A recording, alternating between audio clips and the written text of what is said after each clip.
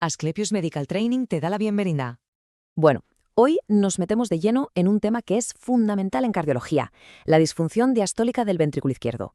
Vamos a ver de dónde viene esa fisiopatología y, sobre todo, cómo la ecocardiografía nos va a dar todas las pistas para poder diagnosticarla y clasificarla en el día a día. Y todo esto arranca con una pregunta que a primera vista parece sencilla, pero que tiene unas implicaciones enormes para los pacientes que vemos con disnea o con insuficiencia cardíaca. La pregunta es, ¿cómo se llena exactamente el ventrículo izquierdo?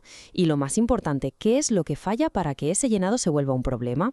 Esa es la cuestión que nos va a guiar en este análisis. Vale, ¿y cómo lo vamos a hacer? Pues aquí tenéis la hoja de ruta.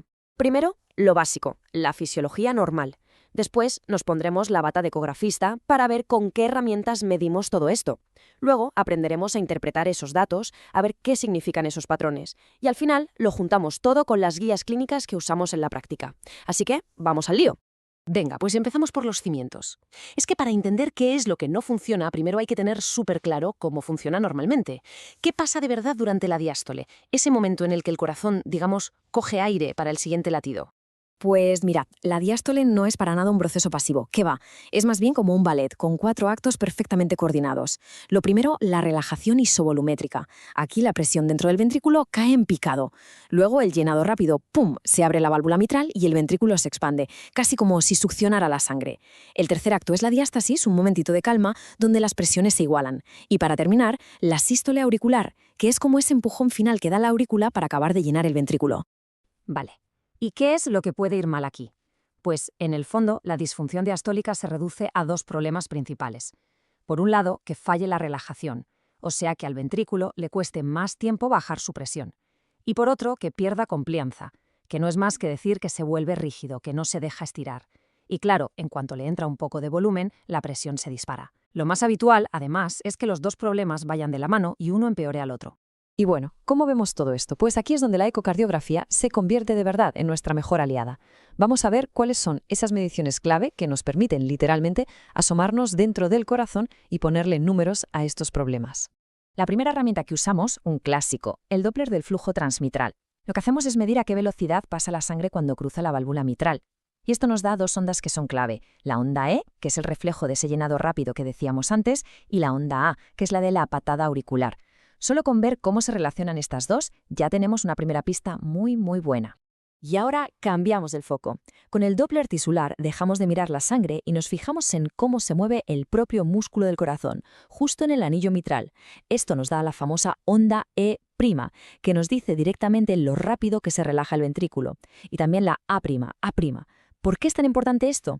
Porque nos habla de la salud del miocardio en sí y no depende tanto de si el paciente está sobrecargado de volumen o no.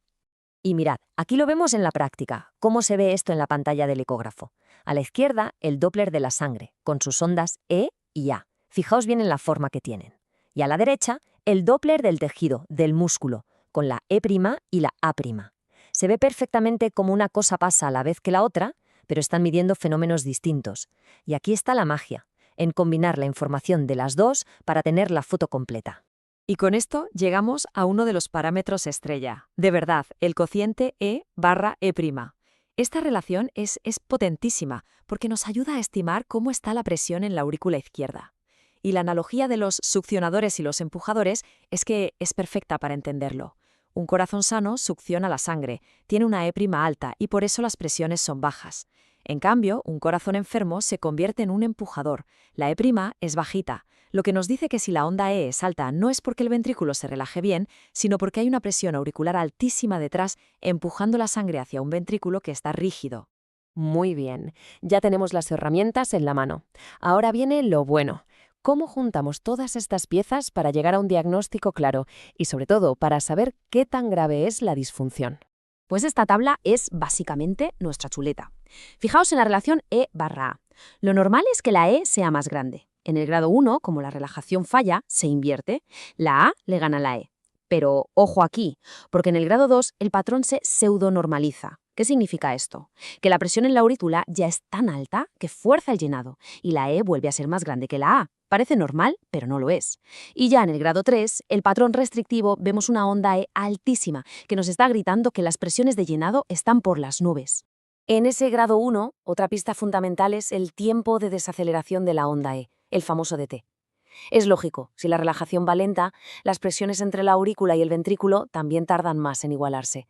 Y eso se traduce en que el DT se alarga, típicamente por encima de los 200 milisegundos.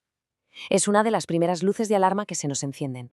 Y si nos vamos al otro extremo, al grado 3, pasa justo lo contrario. El ventrículo está tan rígido que la presión sube de golpe en cuanto le entra sangre, y eso frena el flujo en seco. ¿El resultado? Un tiempo de desaceleración muy cortito, por debajo de los 160 milisegundos. Y esto, un DT corto, es un signo de mal pronóstico. Nos indica que la complianza está por los suelos y las presiones de llenado son muy altas. Claro, interpretar todo esto a la vez puede ser un lío. Por eso, por suerte, las guías clínicas nos dan algoritmos como recetas paso a paso para que todos sigamos el mismo camino y tomemos decisiones de forma más objetiva. Aquí tenemos el primer algoritmo para los pacientes que tienen una fracción de eyección, una FEBI, normal. Aquí el juego se basa en 4 variables: el cociente E/E, que ya conocemos, la velocidad de la E por sí sola, la velocidad del chorro de la insuficiencia tricuspidia, que nos da una idea de la presión pulmonar, y el volumen de la aurícula izquierda, que nos dice si el problema es crónico. La regla es fácil. Si más de la mitad de estos criterios son positivos, hay disfunción. Si solo uno o ninguno lo es, la descartamos. Y si estamos justo en medio con 2, el caso es indeterminado y hay que seguir investigando. Ahora, para pacientes que ya sabemos que tienen disfunción o que tienen la FEBI deprimida, este otro algoritmo nos ayuda a ponerle el apellido, a clasificar la severidad. Lo primero que miramos es la relación E/A. Si es muy bajita, menos de 0,8, es un grado 1, fácil. Si es altísima, más de 2, es un grado 3, también bastante claro. ¿Y qué pasa con los que están en medio, que podrían ser un grado 1 o un grado 2? Pues ahí volvemos a usar los otros 3 criterios que ya hemos visto para desempatar y estimar la presión en la aurícula. Y esto es súper importante. De verdad, hay que tenerlo grabado a fuego. Estos algoritmos tan bonitos no valen para todo el mundo. Hay situaciones como una valvulopatía mitral importante, una fibrilación auricular o una miocardiopatía hipertrófica donde estas reglas del juego no funcionan. En esos casos hay que pensar de otra manera y usar otras herramientas. Conocer estas excepciones es vital para no meter la pata. Bueno, hemos visto un montón de cosas. Vamos a hacer una pausa y a resumir todo esto en los mensajes más importantes, los que nos tenemos que llevar a casa sí o sí. Vale, entonces, ¿con qué nos quedamos de todo esto? Pues con 3 ideas fundamentales. La primera, si hablamos de disfunción diastólica, estamos hablando o de una mala relajación, o de un ventrículo rígido, o de ambas cosas. La segunda, nuestra herramienta clave insustituible es el ecodoppler, esa combinación de mirar cómo se mueve la sangre y cómo se mueve el músculo. Y la tercera, que no vamos a ciegas, que las guías de 2016 nos dan unos algoritmos muy claros para diagnosticar, clasificar y tomar mejores decisiones para nuestros pacientes. Todo este análisis está basado en un artículo de revisión fantástico del Dr. Jeffrey Silviger, que se publicó en el Journal of the American Society of Echocardiography. De verdad, una lectura súper recomendable si se quiere profundizar todavía más en este tema. Esperamos que este repaso haya resultado útil, y si apetece seguir aprendiendo con más contenidos de formación médica como este, pues os invitamos a pasaros por nuestra web en asclepius-ec.com. Muchísimas gracias por la atención.